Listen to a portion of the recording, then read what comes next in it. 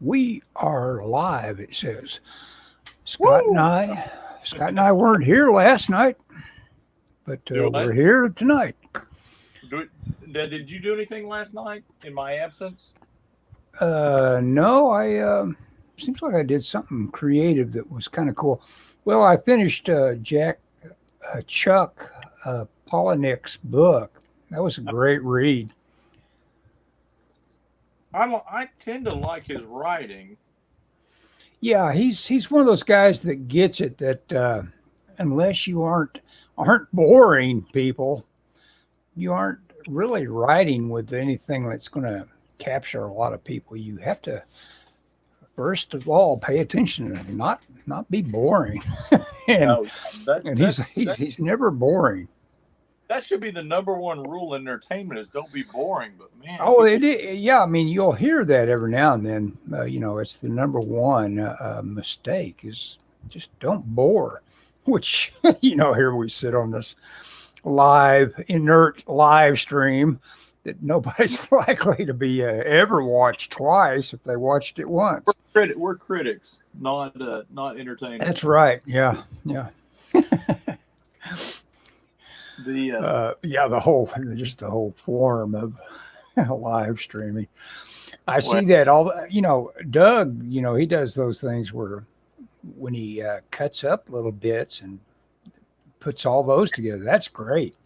But live streams, oh, that's another matter. The entertainment level falls right off once something becomes a live stream and it's no longer being selectively edited. well, let's be honest. This is just you and me talking. Yeah, yeah. I mean, Well, yeah, and that's what you know. It, I mean, all this stuff is. anyone that watches this should realize that part of the reason we do this is because you live what 30 minutes away from me, Yeah. and well, I don't get to see you real often. We don't talk, and so this is a way to talk. And I mean, and some people watch it. I'm grateful for them, and I think Hmm. but if somebody looks at it and says, well, they're missing the Well, mark. yeah, but yeah, every time I Like, bring it up, I'm thinking, I need to go ahead and do some filmmaking. Do something entertaining. I mean, I can take art, pictures, and turn them into films that I comment on or do something with. so I went to the New York New World Comic Convention last weekend, and I saw someone. I'm not going to say who it is, but I'll tell you later if you want to know. But I don't want to say it on the podcast. And Okay. he used to do comics, and you know him. I mean, it's not but a local guy used to do comics, still kind of does. But so I asked him, well, what are you doing? And he's like, well, I'm working, and I'm like, well, what are you doing comics? Well, I'm kind of busy, kind of, and it's like he's like, hey, I'm spending time with my kid. I'm doing this, and I'm like, hey, you know what? That's that's That's perfectly the legit. ideal. Be yeah. Why? I mean, I don't know that his comic was ever. It was a local comic. I'm not sure that it was ever really super successful, and I don't feel like the publisher was overly fair to it. I don't want to say it quite that way, and I definitely don't want to say who it is, Well, you, but you can't make any money off this right. Well, yeah. small Well, comic. I think for the work that he put in and the stuff he did for them, I don't know that they. I don't. Yeah, I don't know if they appreciated it like I thought that they should have at least. Um, and so but he was like, "Hey, I'm doing this," and I'm like, "Cool, if you're happy." So many people put some. I mean, I mean, seeing these Facebook groups put so much stock in this idea. Man, what if I got to do this comic? If I don't make comics, I'm gonna die or whatever. It's like, Yeah. well, Well, yeah, that's a deal. I it's not all it could be. Is all I'm I saying. think anybody that is only getting animated by doing something creative because it could replace what they're doing that they hate, as for a living, Yeah, they're always going to be disappointed. you have to understand that if you're doing comics, you're doing it to do it. Don't even Right. entertain the fantasy that you're going to Yeah. be All able of a to sudden, quit that 9 to 5. It's just well, not happening in most cases. and I was never. It changed my life perspective or whatever, if you want to think about it that way, when I realized, my day job really wasn't that bad. And not only that, but a comic job would not be better. You know, Yeah. No, no, no. You it got to would have not your head down work. It all would, the time. You got to work. and so because people are always telling me, oh, what you got to do is you got to quit your job and start going to, and I started looking around. I see these people that, and if this is anybody in our audience, I apologize. I'm not being critical of you particular, but I'd see these guys that would go, I'm a, they would refer to themselves and they would take great pride in the fact they were comic artists, but they spent a lot of their time not making comic books. They were doing commission, and even pros, they do commissions. They do this. It's like, I want to draw I don't want to draw commissions. I don't want to draw. I mean, I want to draw Spider-Man, but I like making comics. I want to make comics of Spider-Man. I can't really do that and sell them, Mm-hmm. so I'll do my own stuff. And it's like, well, to me, you're not a. I'm not trying to judge people, but to me, there's nothing to be gained by saying quitting a good day job and throwing yourself into this. I'm making comics when Yeah. what you're really spending the bulk of your time doing is hustling at alternate freelance work. I did that and moved to Dallas shortly after I did it because I had the ridiculous idea. I was in the elevator trade, which is pretty good money, and I got this job with Eclipse Comics doing Oh, for a very short time. By the way, Jin Shu says, "Good evening, gentlemen." Tips, imaginary hat. And I quit just because, really, again, that emotional thing. I wanted to quit. I wanted out of that. I wanted to act like I was on an imaginary new path that would take me. And it was a good thing for me having so much imagination about where I might go, because I then had a girlfriend that I wasn't sensitive enough to the thing that she was probably kind of saying, well, our time together has come and gone. I'm headed for San Diego. And instead, what I heard was, we're headed for San Diego. And so I loaded up her stuff and took her on the first leg of it. And then I came back with my brat just loaded down with junk. And I was in San whoa, whoa, Diego whoa. for 25 years. Okay, go back. Did you say Not San brat? Diego. Yeah, I had a brat. It was awesome. Oh my God. Have we talked about Subaru brats? We have talked about brats before, but yeah, I love my brat, except for when My dad, when its transmission melted. I learned to drive in a Subaru brat. My dad had one. Yeah, it's a great little fun vehicle. Yeah, What I year drove was that thing yours? all over the place. Well, what year would it have been? It wasn't new, but when I went out there in '85, I don't know, maybe in '82 or something like that. That's about what dad's was. Yep, yep. Great, great car. But they got rid of them because the whole thing with the brat was there was a tariff. I mean, I read an article about this probably a week ago. There was a Hmm. tariff on pickup trucks, foreign pickup trucks. And to Yeah, get around it, Subaru put those seats in the back. yeah. And then because they were hard, and people were using them for off road. They were Dad drove his in all kinds of weather, and people were using for off roading, and they were riding on those hard plastic seats in the back and Hurting jumping over themselves. hills and stuff, cracking their tailbone. Yep. And so they changed up. I think they ended up I think they got rid of the seats for a while, and then they just got rid of the whole car. Yeah. But the seats were there for tax reasons. Yeah. Or tax evasion. Yeah. Tariff reasons. Yeah. Excuse me. Rip all of Doug's alt channels. Uh-oh. Has Doug been silenced? Rip all of Doug's alt channels. Rip them all. Xander's rants. That's a hard one to run together.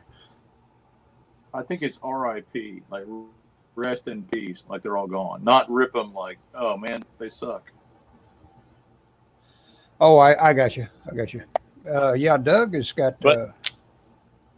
He can automatically just go from 0 to 60 on his loyal readership. That's great.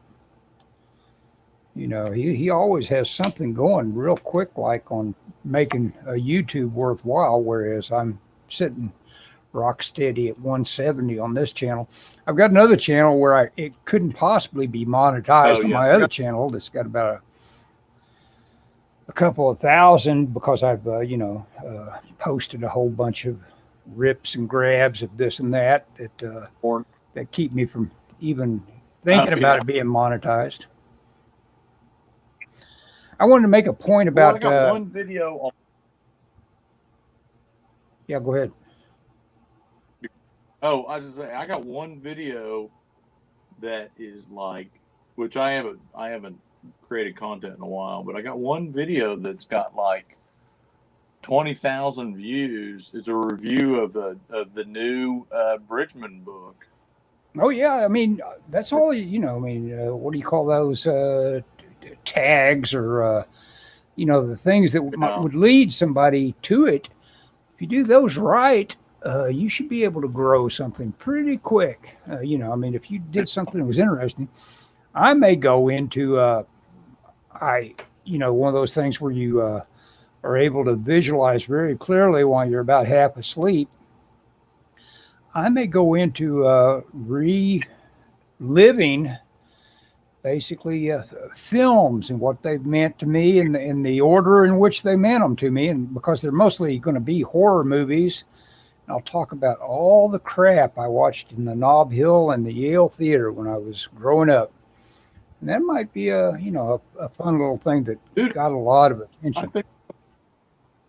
I think stuff like that would do good. I think Classic Cinema Podcast, our podcast, yeah, it could have been very good. It could be convertible to the YouTube, which I don't know how many times have I made that sales pitch. There's two problems with that. Yeah, go ahead. There's two. Well, one is I don't think Barry wants to do a video. Mm-hmm. I think he's against doing a video. Also, one of us is not vaccinated, so we can't record. Oh yeah. Oh my God. I'm so up in arms on all that. Before I get up in arms on anything, I wanted to show I'm holding up a close look at this, I don't know, crazy guy I'm drawing. I wanted to point out the effect. I saw this effect going on in again a recent B movie. Some guy had his shirt off, and the collarbone as it goes across here, well, it barely interrupts the continuity of muscle sinew going up to it, where it's really like you could almost visually, it almost seems to pass under it. And that sort of continuity is what you're looking for as a gestural statement throughout your anatomy. It's like, okay, if that S goes there, the rest of the S goes there. And, kind of look for those sorts of appeal. Anytime that somebody draws a character that's just all linked up with a line that joins it up with that energy and force and all that sort of gesture that we always talk about, you're going to like that drawing better than something that didn't have it. Anyway, I so I agree. I just like want to that make drawing. that. Have you seen the classic The Thing? That was my first horror movie. Oh, here, I'll put that up. That was my first horror movie. I was like 6 or 7, and my pops fell asleep during it. And after it ended, my father wakes up, and I'm still watching the off-air screen they had back in the later 70s. Oh yeah, oh yeah, oh yeah. That's. I think I know that The Thing. When I saw it, it was a TV experience, and I jumped out of my skin when they opened that door. They're going down the hall with the Geiger counter, Oh, and they have the one says, "Well, there's nothing in there. That's where we keep the so and so." And they open the door. Sure enough, it's a dead end. And they get to the one door, and it's clicking away. And they open the door up, and there's Matt Dillon on the other side of the door, yeah. and he gives him a big swipe, and they almost knocks the guy's head off, but they get the door closed on him. It's it's one of those one of the best jump scares I think of all time. Yeah, that's a great movie. Yeah, yeah, and you can see why that just burned holes in the Howard Hawks loving John Carpenter's head. He he was just made to remake that. Oh Speaking yeah. of John Carpenter, I was watching.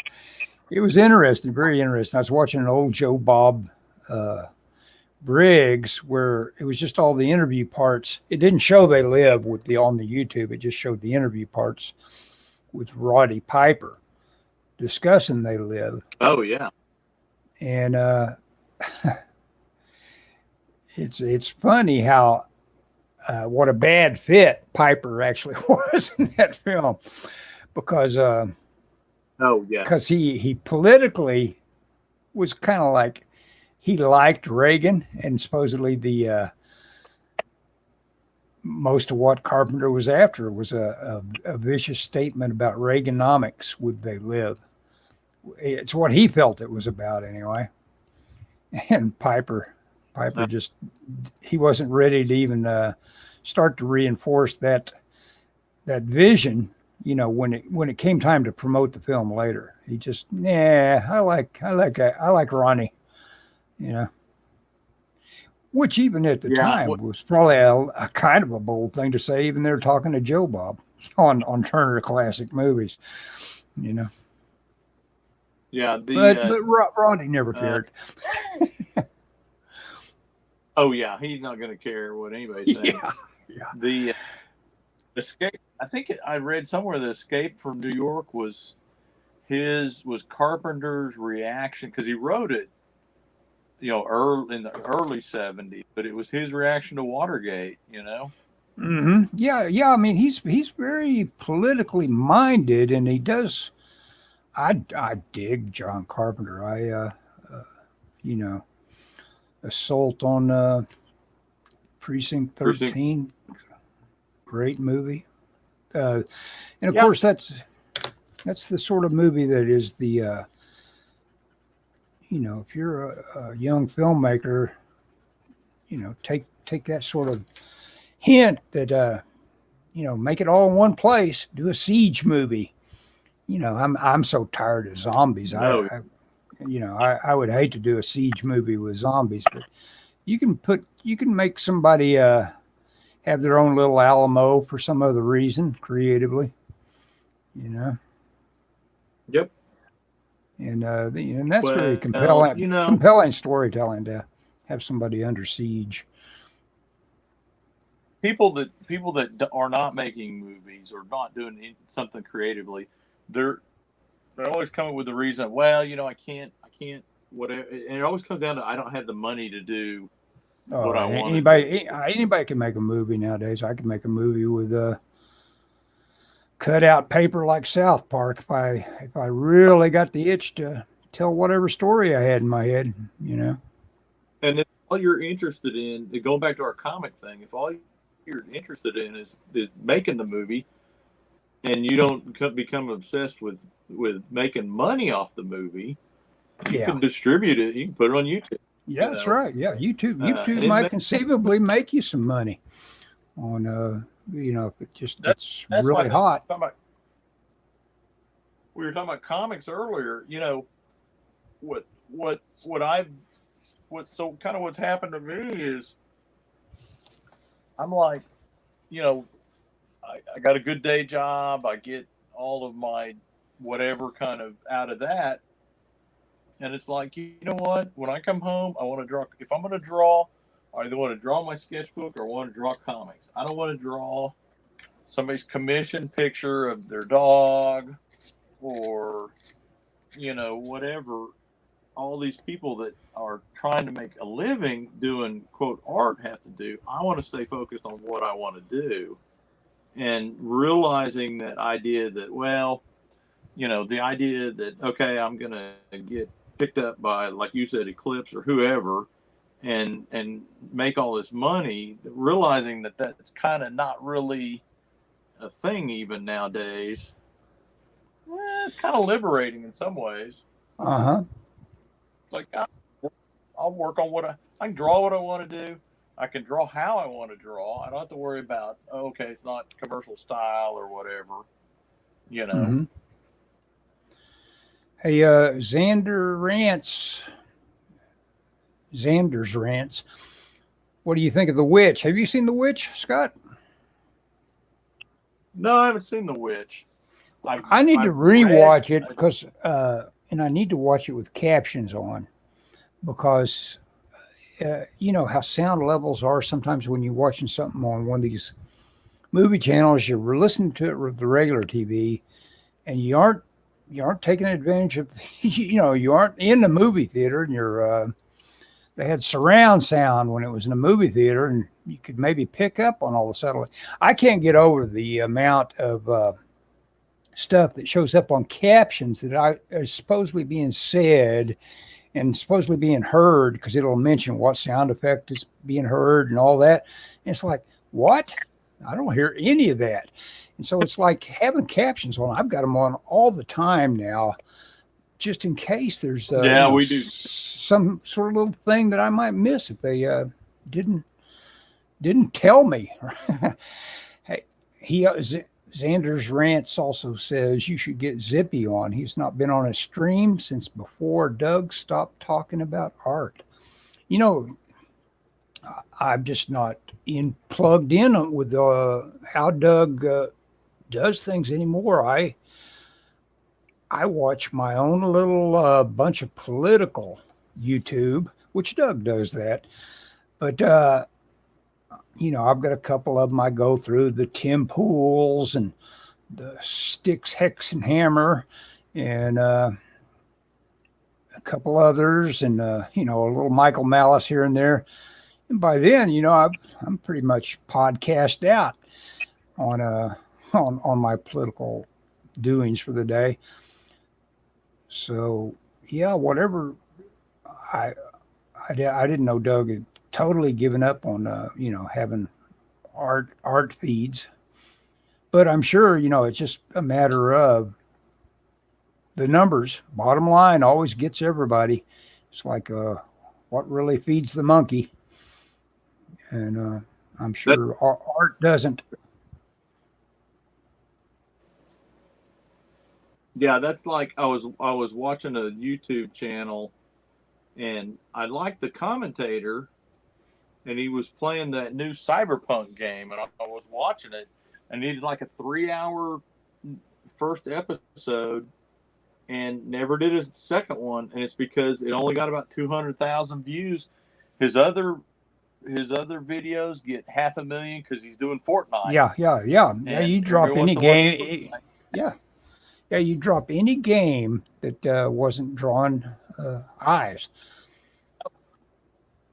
Yep, there's the guy that one of his videos he was buying a Lamborghini, so he's like, he knows what side his bread is buttered on, so to speak. Yeah, and about Zippy, he's a really entertaining, off the cuff, really fun guy to listen to. So yeah, Yeah, I mean, Zippy needs to have a channel. I'll listen to that. He probably has one. I don't know. Michael Malice is kind of short, and guess what? Really? I've got the. He makes a point. He asked some guy that he always has on his show how tall he was, 6'2". You could almost see Malice die a little bit inside. Yeah, that you must hate those little bitty seats on the airplane because they're basically made for Malice's size. That drawing's going nowhere. It's some sort of guy hiding under a. Speaking of airplanes. Yeah. Speaking of airplanes, I will not be here next week. I'll be on vacation. In fact, the next 2 weeks, I will not be here. Where are you going? I am going to. This is the most geographical odd vacation you've ever heard of. I'm going to New Orleans, and then I'm going to Yellowstone. Yellowstone, all right. New Orleans to Yellowstone. Yep. That'd be the way a guy would want to go if he could, if he knew he only had a couple of weeks left to live and go to Yellowstone when everybody's predicting the big one. Yeah, well. The super volcano. Oh. No, I'm not worried about I don't, me. I mean, I don't care. Yeah. I listen to if you're listening to AM radio here in the city, which I don't know if you do or not, but no, you probably do. No, I don't. Oh, you don't? Okay. There's an ad. There's an ad. A guy does ads called Big Lou, and he sells insurance. It's like Big Lou, and so his latest one talks about because lockdowns and that kind of thing. And he says Big Lou got in a blind double study conducted in Big Lou's basement with a control group of masked people and unmasked people. He determined that 100% of all of them will eventually die. Yeah, exactly. So, no, how do you feel about that, Scott? Your side, the vax side, is just in a full court press to make. And does it make logic to you that the people that are just hopping up and down wanting me to be vaccinated are ones that should feel just totally safe from me? I mean, do you really expect me to believe that people care whether or not my lack of concern for myself actually plays a factor in their thinking? Because I don't believe it. So, I saw this thing where it's like, what are you really worried about? Because nobody is that bent out of shape over somebody else's welfare. It never, and especially these politicians, they are absolutely careless of everybody's welfare. They've dumped people in the basement. They care so little about our welfare. Let me answer that question this way, Ellis. I think you should get the vaccine, and I am concerned that if you don't get it, that you may get the virus and you may die. I'm not in the least. Well, that's okay. I mean, I'm okay with you not being concerned about it, but Scott, think about it. Think about all the things you did at the times when it was like pointless. All that activity they put you through on making sure that you did the thing of get your hands wiped. Don't you do all that, double mask, do this, do that. Anybody that did all that has been just had their strings just yanked every which way. I never I've always Hang on. said it's a coronavirus. It's a virus that will never have a vaccine, and all of it is just theater. It is for. It was primarily for, and wants to be for again, the idea of mail-in voting. That is what the ultimate goal is about. Is mail-in voting, and they're going to angle for that again. And that's the only thing. Like I said, the thing that they are worried about is a referendum, and they don't want that to happen. And the only thing that will keep that from happening is mail-in voting.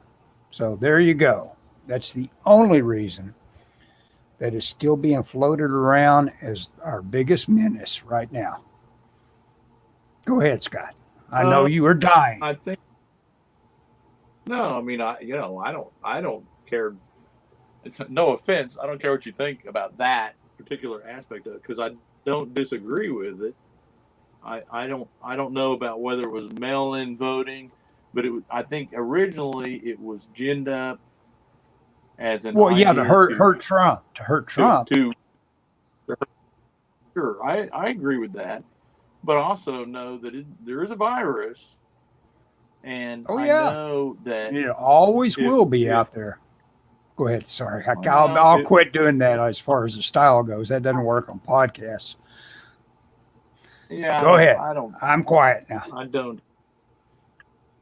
No, you're not. I don't disagree that it there may not be out there, but I mean, I think you have to be smart about it. I think getting the vaccination was smart. I mean, it works. The numbers have gone to the vaccination, so you have to say so. Their alternates are set to say, I believe the numbers are fake, which then you're I think you're in dangerous territory in terms of your own sanity. Not to say that you're crazy, but say that you'll make yourself crazy. Going that's how you end up thinking that the Earth is flat.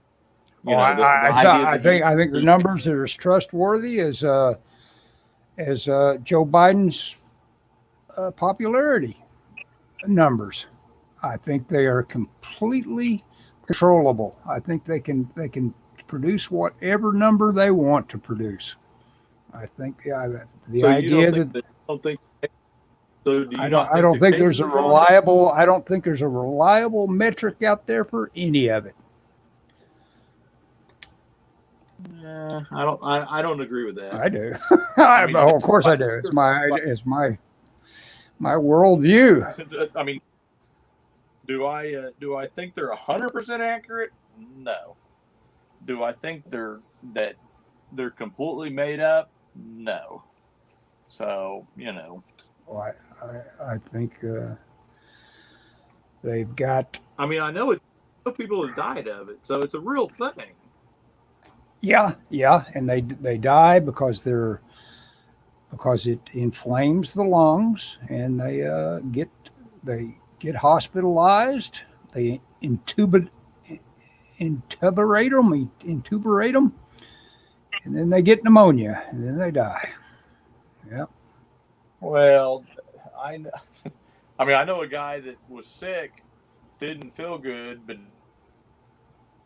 never went to the hospital and died at his house. Mm-hmm. Oh, did he die at his house? Because that's impressive, because usually hospitals kill you. I told someone not to call me tonight. Oh, someone interrupted your iPhone. Someone interrupted your iPhone? Yeah, well, I specifically told someone, do not call me tomorrow night, and they called me. Sorry, that kind of crap annoys me. Well, at least you're that popular. People are trying to get your time. Yeah, that annoys me too. Anyway, so what were we talking about? Oh, I guess we draw. I'm so tired of the thing. Like I say, I just resent the push on it. It's because it's so obviously political. It's got nothing, you know. It's just so obvious that they just want to keep that level of control. They like that. The idea of needing to control this population if they want to do all the things they want to do, which is to reduce the level of the middle class's consumption of everything. They want to change the whole nature of the middle class. They want to eliminate the middle class. They want to level that playing field. And all these things it's just a control mechanism right now that they really don't want to let go of right now. They really don't want to lose. Like I say, they don't want a referendum that takes away the sweet situation they've got right now. And when you say referendum, what are you talking about? A vote that lets the public say, I don't like what you've been doing. Let's get some other people in there. Of course, Republicans. Yeah, but when that happens in a year plus from now. And that is quite a ways, but they can do it. But they need to keep you can't just stop and let everything go back to normal. You have to keep it roiled up. If you let it go back to normal, you'd have to start from zero to get them excited again about the mail-in. So it's tough. They've got a whole year. They have to keep this churned. They can do it. They are pretty happy with themselves on the mind control they've exhibited, or I don't been disagree. able to.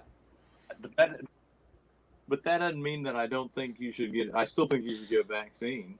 No, there's just absolutely no point. If there's absolutely no point in getting something that doesn't exist, all this stuff about, all this will reduce. They've got a story about a ship at sea, a UK brand new carrier that's at sea right now. And every sailor on it had to be jabbed twice, and so they get aboard, and then they have a plague of COVID, and it's a cold virus. You can always catch a cold over again, and you can't immunize against a cold virus, and that's the thing. I'm not going to play to something. And then they have, like I say, this doesn't happen to everybody. I'm not going to claim it does, but they had a guy on Rogan today talking about his after effects. You've heard about Eric Clapton's after effects. Hell, he lost his hands.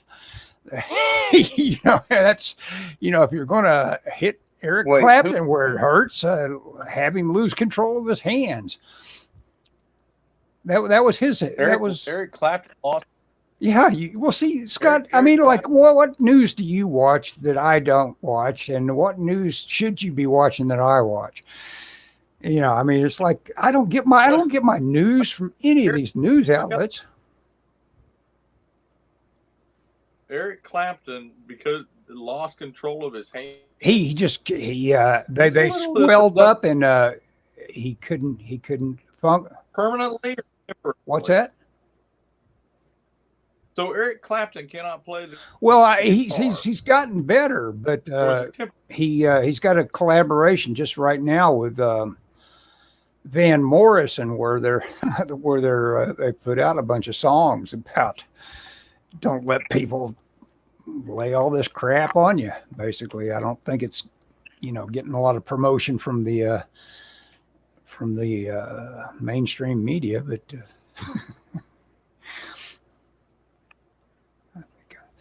Okay. Well, anyway, look that up. Type in Eric Clapton side effects of vaccine. Do a search on that sometime. That's I get all my news from looking at Twitter feeds and stuff like that. All my news comes through a skeptic eye. I used to listen to Scott Adams. I quit listening to him. He wasn't skeptical enough for me. First Eric Clapton thing. The AstraZeneca is not what he got the AstraZeneca. I don't know anything about that. I think that's the European one because we have Pfizer and Moderna here, I think. But yeah, that's a guy whistling past the graveyard right there, saying, "Oh, we got this one." Wait, who? All of it is, and that's the other thing. That's called money on the table. Until they get everybody to use it, there's a million people that didn't. A million units that, not a million, hell, 80 million units that aren't being accounted for as far as what they can transfer the wealth of the taxpayer to the big pharma, and then from big pharma to the people that support them. It's basically a big lobby effort.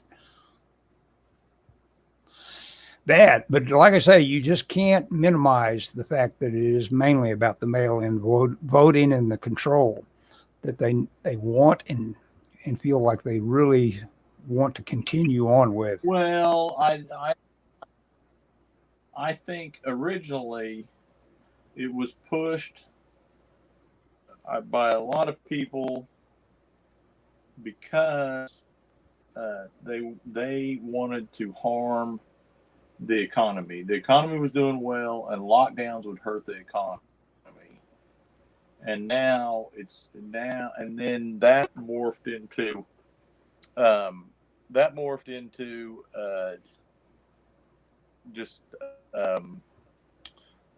then they went to the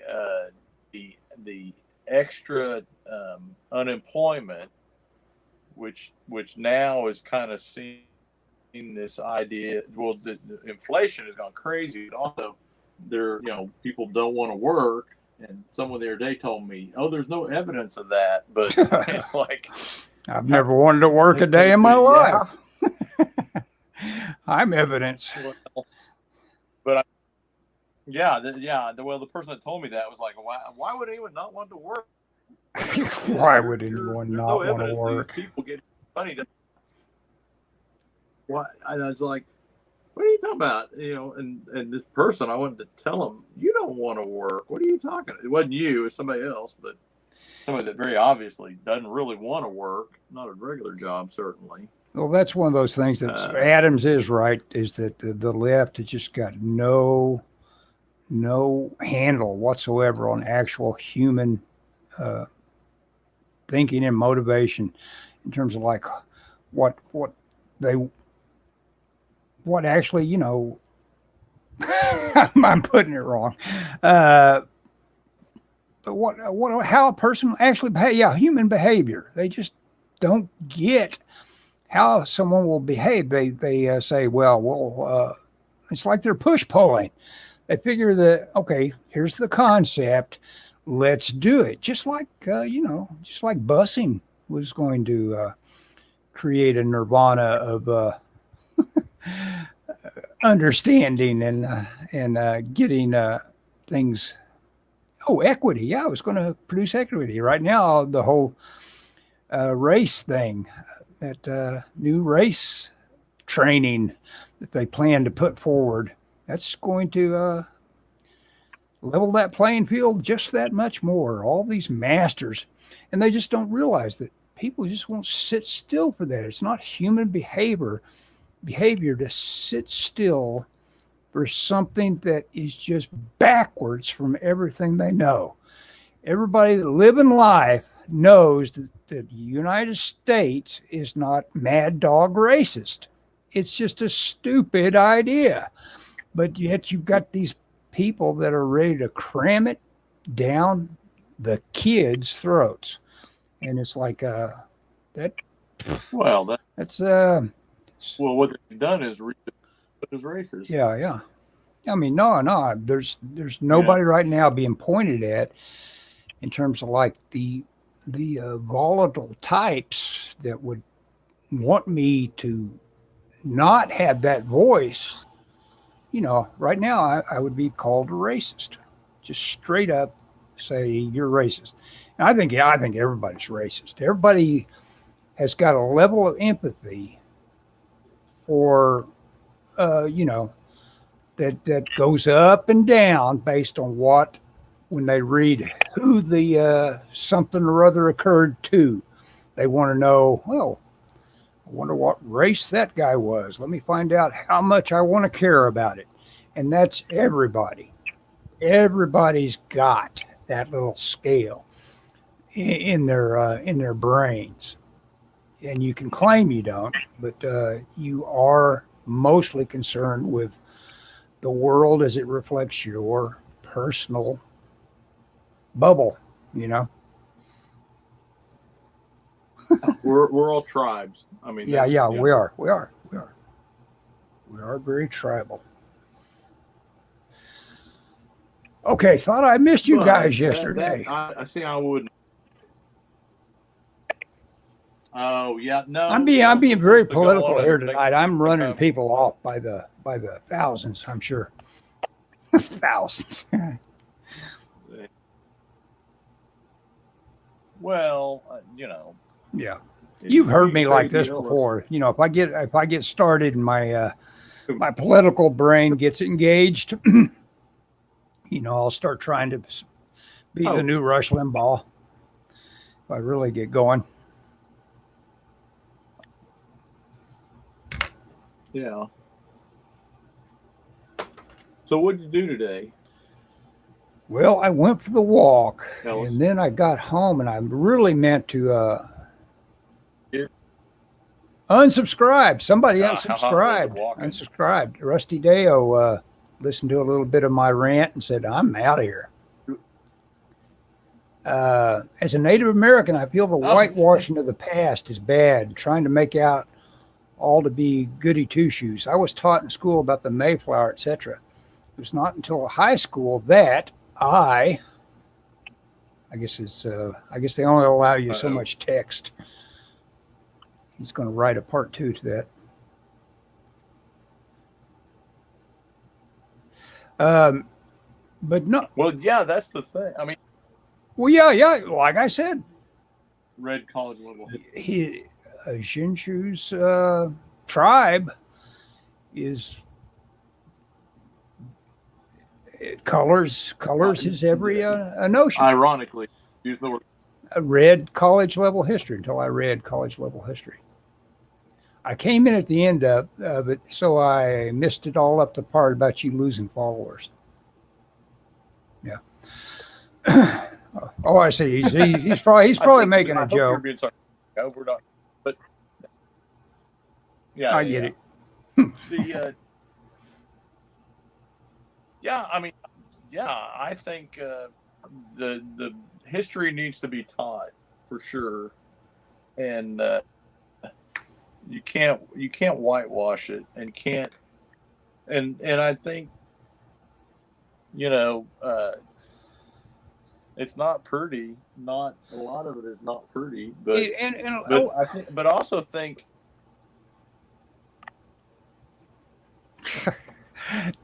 I think you can't let it wear you down either, though. No, it doesn't wear me down. It just works me up a little bit, and I don't need to be worked up about it either because I can't do anything about it. Well, yeah. I mean, you know, my family came over in 1917, 1912, something in the early 1900s from Czechoslovakia through Ellis Island, and I'm sure they were not treated super well in Ellis Island. Yeah, you know, they were like a lot. Now, not compared to some people, certainly not bad, but you know, they were part of the masses that came through. And you know, it is what it is. I'm glad they did it because I'm not sure I want to live in Czechoslovakia right now, or at any point. Even though I've heard it's beautiful. Oh yeah, yeah. but you know, I'm grateful that my ancestors probably suffered to varying degrees to get ultimately their offspring here, of which I am one. Oh yeah, yeah. I So, mean, it's stupid to be too arrogant about acting like your roots go so deep in this country. This country just has just barely touched down in terms of like anybody that can oh, claim a root. Yeah, that's true. yeah, What fascinates me is you'll see stuff like you'll have all this. Joe Rogan had this guy that was talking about all the horrific Cherokee tortures people would go through uh, back in the day. The coming into the going from the 19th to the 20th century and the wild days, the 1800s or whatever. And yeah, of course, 1800, you're talking about that's butted right up against 1776. I mean, in terms of a time. So like, yep, we're talking about a practically. very short little bracket of time where you had the wild Indian pacification kind of thing going on. And almost here you've got all these stories about how awful, the Indians could be, but yet almost immediately you see that the fashions of the age were like, hey, I dig the way those Indians look. And it will show in everybody's clothing from those old photos back then. Everybody's saying, hey, check this out. And that culture appropriation, I think, was just an automatic thing. They said, I dig these Indians. And the Indians, and of course, this movie that's going to be coming out from Scorsese about the Killers of the Flower Moon. That's all about how well absorbed they were. They were the richest, uh, group in Oklahoma. It was all these Indians that had a title to that oil, and of course, they had people going after them like Richard Specs, and they were being serial killed by people that knew how to do it and get their money from them. Yes. Serial murdering went on. I'm going to buy from the Hodge twins a race card since I'm so oppressed. Right? Yeah, yeah, that's right. $22 an hour, no debt. No debt is nice. We paid off. My wife and I paid off our house a couple of weeks ago. That is what's that guy that always makes a point about getting your affairs in order as far as debt?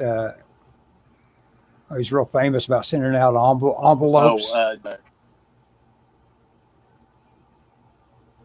You're talking about the radio Yeah, guy? you know who I'm talking about.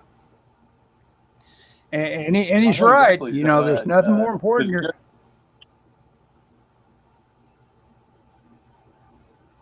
Yeah, we could look it up. I could look it up.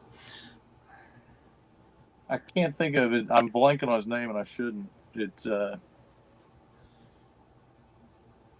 yeah, he's the guy that says you spend money you don't have to buy stuff you don't want to impress people you don't like. Yeah.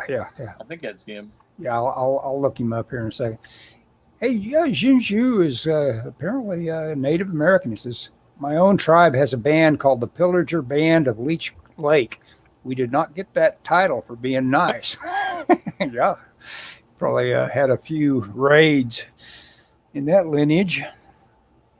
No debt is winning at life. That is correct. If you don't have a banker clasped onto your major arteries, you are in good shape. Took me about 10 years to clear everything except the house loan. So congrats on getting that done. Yep. Yeah, my wife and I. Xander's Rants wants to know what we think about lightsabers. Say something interesting. Yeah, stop talking about this. My wife is an engineer and she has a pretty good job. So and we don't have kids or extravagant taste or whatever. So we've never been. Once we got everything sorted out in terms of schooling and college, we were pretty poor early on in our marriage, but things have been okay. I'll type in We debt do okay, guru and but- see what I get. Dave Ramsey. Dave Ramsey. There you go. I was going to say Dave. Yeah, Yeah. Dave Ramsey. I forgot. Yeah. What do you think about lightsabers? I think that I don't think one. anybody's ever used a lightsaber that convinced me they could exist as a Correctly. weapon. It's more like having some sort of like a Yeah. welding tool that you're supposed to be able to not hurt yourself with. That is one thing. They seem like they'd be very dangerous to Yeah. wield. Anybody but a Jedi should never even attempt to Yeah, wield one. yeah. It'd be like, you think whacking yourself in the nads with, with your nunchucks. The lightsaber. I've always, and I was a kid when Star Wars came out. I saw it at the theater as a kid, and I've always thought that lightsabers. First off, I thought they're depicted in a way that's way too powerful for what they actually are. In a world where everyone has blasters, and you're the man with a lightsaber, that's like a knife to a gunfight, in my opinion. Mm-hmm. So I've always kind of looked at that aspect a little sideways. Also, I've always had trouble with the idea of it's a laser, but it stops. Never been able to wrap my brain around that. Still can't. I mean, I'm sure there's some geeky Star Wars explanation, but I don't know what it is. No, I know. I'm just proud of us for having opinions on it. For managing to have a few. Yeah, I like that. I used to import custom lightsabers to Japan. It's a lot of work, and the customers are far more technique than me, and it stopped. Yeah, I could see that. I can't believe they have a lightsaber school that teaches the very. Oh, I believe it. So, I mean, one of my being into the choreography of it all, that would be kind of cool. No. No, it would not be cool. Well, it would be very geeky. Yeah. Well, I'm not, so we were talking about, a long time ago, I was meeting with a group of friends at our local comic creator group, and somebody said, well, are you a nerd or something like that? And I bristle at that immediately, and they go, well, what do you like? And I go, well, I like comic books. That's why we're here. Mm-hmm. And literally, like when I was a kid, I like comic books and Dungeons and Dragons, and I like to read. So I ended up reading a lot of fantasy fiction.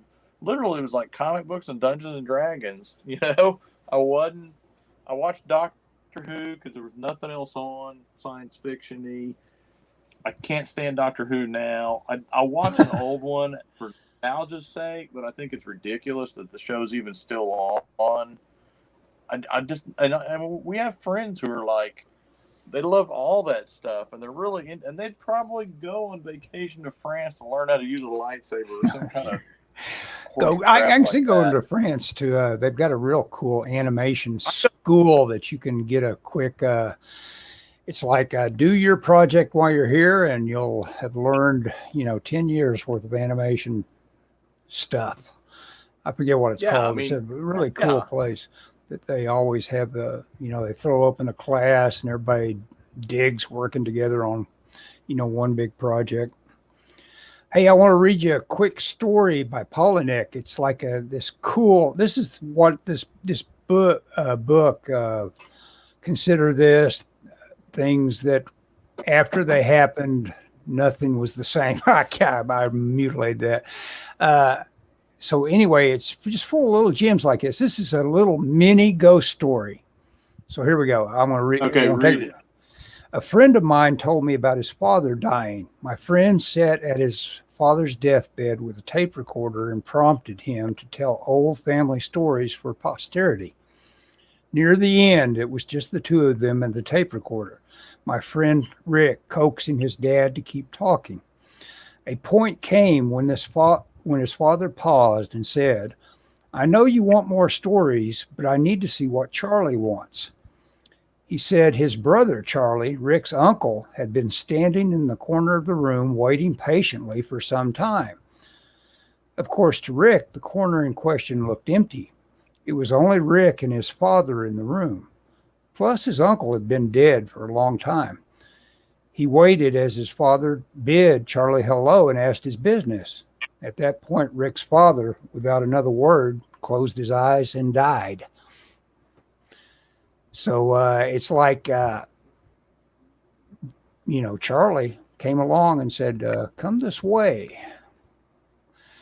And I just Saddle dug, up, cowboy. I just Time to dug go. that little story. It teaches you so much about, like, just get to the little juicy nugget of something. The theme of tonight is Ellis does not like to work hard. Yeah, I don't like to. No, that took a lot of work. That's a guy that that book is about all the miscellaneous work he's done. He also talks about how hard it is to work as a book author. If you want to be a success, you've got to get out on that tour. And he's got a lot. He's got a lot of Stephen King stories that are just ridiculous when you realize that King probably doesn't need to do it, but he's out there on tours, and he bloodied his hand because he's got such a nasty callus from doing these signings, and it cracked and blood got onto a book, and everybody after that said, "Hey, he got blood on his book. I want blood on my book. I want Stephen King blood."